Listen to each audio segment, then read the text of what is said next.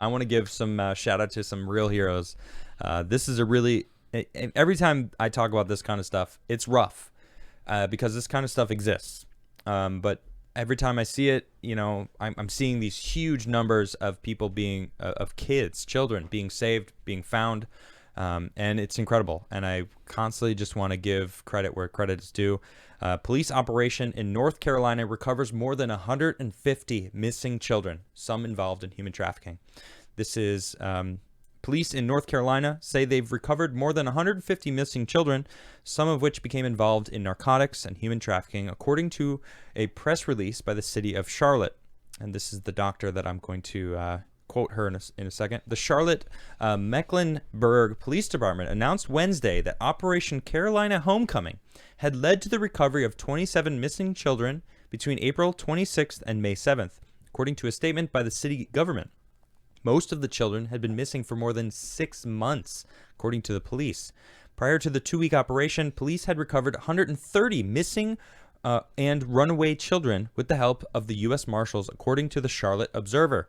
The 27 children were considered especially critical cases, Charlotte Mecklenburg Police Captain Joel McNally said during a press conference. Several were engaged in high-risk activities, McNally said, not to sugarcoat anything, but narcotic activity, human trafficking, and prostitution. In total, 157 children were recovered throughout the operation. The recovered juveniles were either reunited with their families or returned to the Department of Social Services custody, police said. Some were at friends' houses, hotels, and there was one who was living with an adult partner, McNally said. Kids don't need to be living in hotels or with an older partner. McNally said most of the recovered juveniles were between the ages of 14 and 18. Well, 18 wouldn't be a juvenile. That's an odd way of saying there. McNally told reporters that no arrests have been made at this time, but that the Human Trafficking Task Force is involved and would be following leads related to the cases. Wait, so they took all these kids and then they didn't arrest the people they took them from? Yeah, well, they found them all. So and they just took them from people that were like living in hotels? Well, they were themselves living in hotels or living in it is interesting, right? This doesn't sound like the old style, like the Trump era ones. This sounds more like we're kidnapping kids from their parents, single parents. It's interesting you should say that because I've been reporting on this kind of stuff for a long time, and every time I did something like this, it was like mass amounts of people being arrested for it. Yeah, totally. Like incredible amounts. And I didn't even make that connection because I was just like, they've freaking got these kids. Like I'm stoked on it. Exactly. And you were like, that's weird.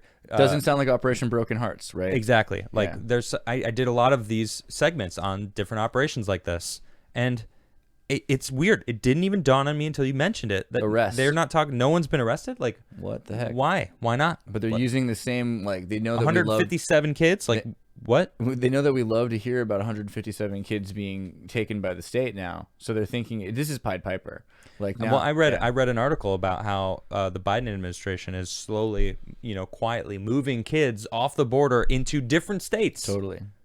Into social services protection. Do you have any idea how many countries and islands the United States owns that no we can idea. move kids to? I have no idea. I don't think anyone does. I don't even know if I didn't kill myself. The police department partnered with Atrium Health Levin Children's Pat's Place Child Advocacy Center, the North Carolina ICAAC Fusion Center, and the Mecklenburg County Child Protective Services in this operation, according to the city government's press release. And just want to say thank you to each and every single one of those services. You guys are doing great work. Thank you so much, because people need a place to go for help. I've had incredible people on my show talking about it. Eliza Blue, who is on my show, she's fantastic. If you don't know who she is, she's an advocate for basically something similar to this. She's basically this, like she's fighting human trafficking, she's basically standing on the forefront of fighting Twitter right now because of what they're doing. Trying to censor the fight. Or not censor it, just straight allow it on their platform. Oh yeah, the implication of it. It's pretty ridiculous. Yeah. So shout out to Eliza, she's fantastic.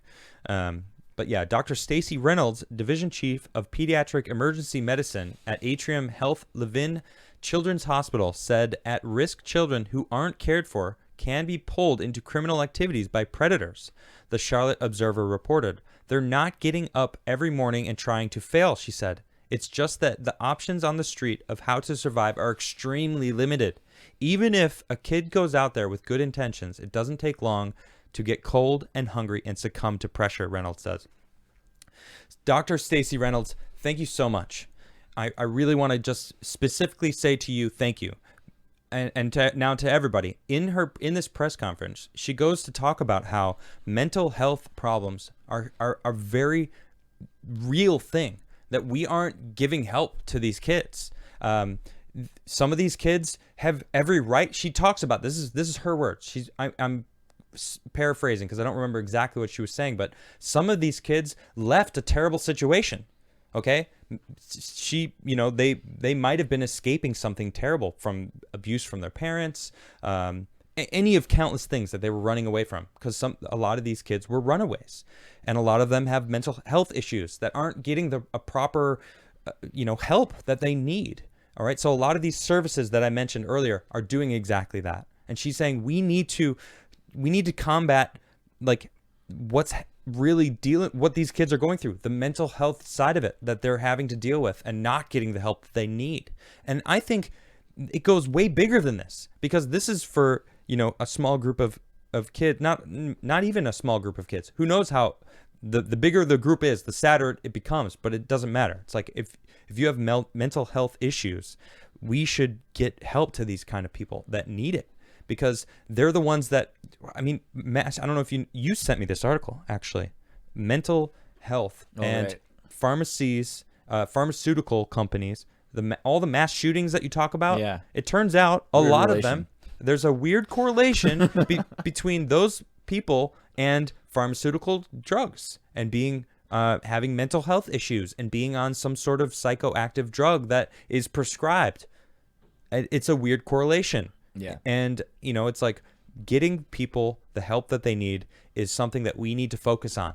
Okay. And I'm not talking about like, all right, well, let's put critical race theory in every single classroom. That's not helping. That's dividing. I'm talking about real mental health awareness. Right. Okay. And that's what these kind of people do. So I'm going to give another shout out to the Atrium Health Levine Children's, Pat's Place Child Advocacy Center, the North Carolina ACAA Fusion Center, and the Mecklenburg County Child Protective Services, and the U.S. Marshals, and the police department that were a part of this operation. Thank you very much. You guys are the real heroes that more people need to talk about.